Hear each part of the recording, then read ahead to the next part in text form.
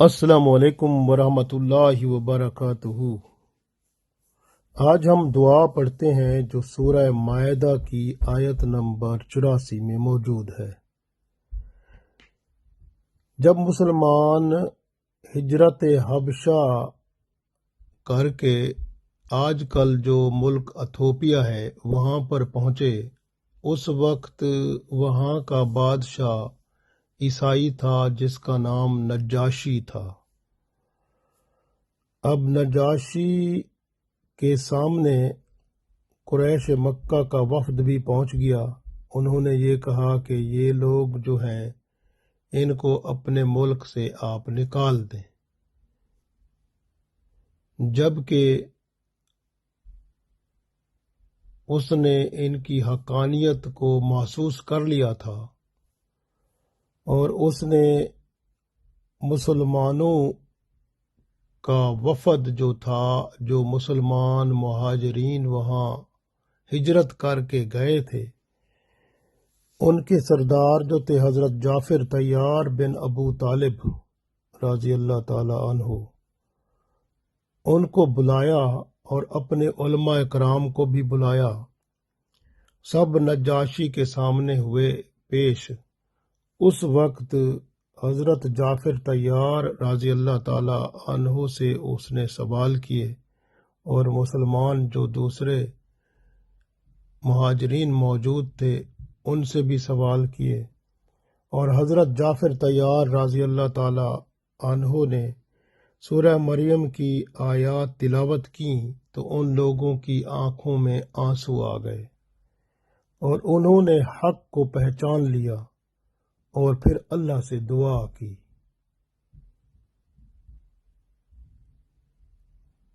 اعوذ باللہ من الشیطان الرجیم، بسم اللہ الرحمن الرحیم۔ وما لنا لا نؤمن باللہ وما جاءنا من الحق ونطمع ان يدخلنا ربنا مع القوم الصالحین۔ وما لنا لا نؤمن باللہ وما جاءنا من الحق ونطمع ان يدخلنا ربنا مع القوم الصالحین۔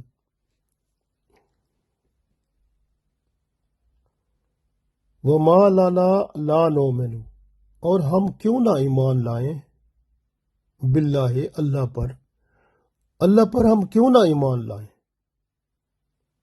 وما جاءنا من الحق، اور جو حق ہے وہ تو ہم تک پہنچ چکا۔ جب حق ہم تک پہنچ چکا ہے تو ہم اللہ پر ایمان کیوں نہ لائیں۔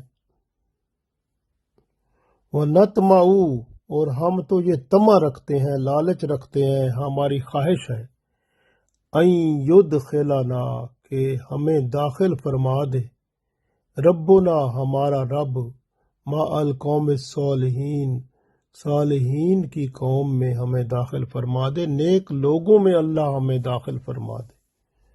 تو یہ انہوں نے یہ دعا کی تھی کہ جب حق ہمارے پاس پہنچ گیا تو اب ہم اللہ پر ایمان کیوں نہ لائیں۔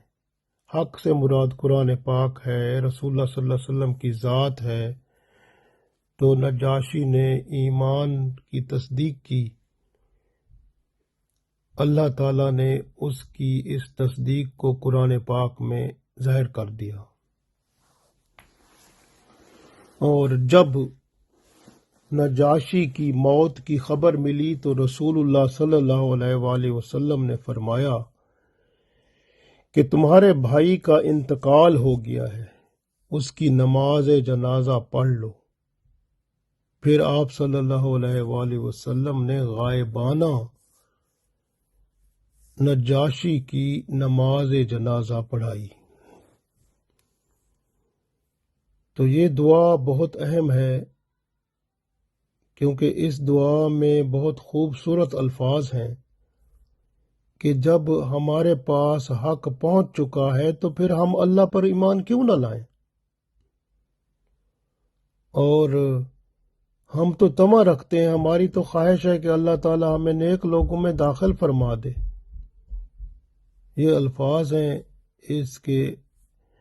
اس دعا کے، ہم بھی یہ دعا کریں تو انشاءاللہ اللہ تعالیٰ بھی ہمیں اپنے کرم سے نیک لوگوں کی صحبت عطا فرمائے گا اور پھر انہی کے ساتھ جنت الفردوس میں داخلہ بھی ضرور عطا فرمائے گا انشاءاللہ۔ دعا پڑھ لیتے ہیں پھر۔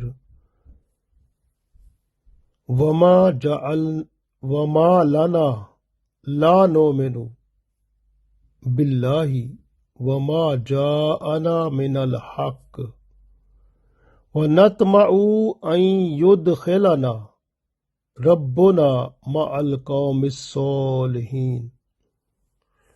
وما لنا لا نؤمن باللہ وما جاءنا من الحق ونطمع ان يدخلنا ربنا مع القوم الصالحین۔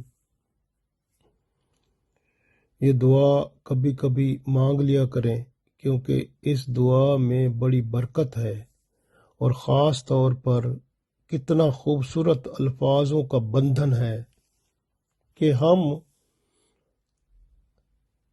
اللہ پر ایمان کیوں نہ لائیں جب ہمارے پاس حق پہنچ چکا ہے۔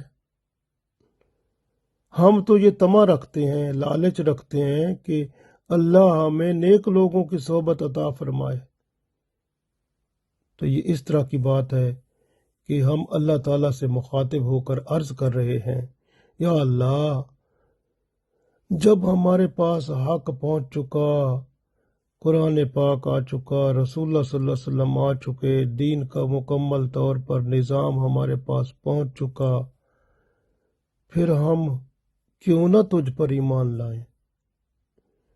تجھ پر ہم ایمان لاتے ہیں او اللہ، ہم ایمان لاتے ہیں، اور ہم تو یہ خواہش رکھتے ہیں، طمع رکھتے ہیں، لالچ ہے ہماری کہ تو ہمیں ان لوگوں میں داخل فرما دے جو نیک ہیں۔ جب ہم یہ دعا کریں گے تو انشاءاللہ اللہ تعالی ہمیں نیک لوگوں کی صحبت عطا فرمائے گا، ہماری دنیا اور آخرت بہتر ہو جائے گی۔ اللہ تعالی ہم سب کی دنیا اور آخرت بہتر فرمائے، آمین۔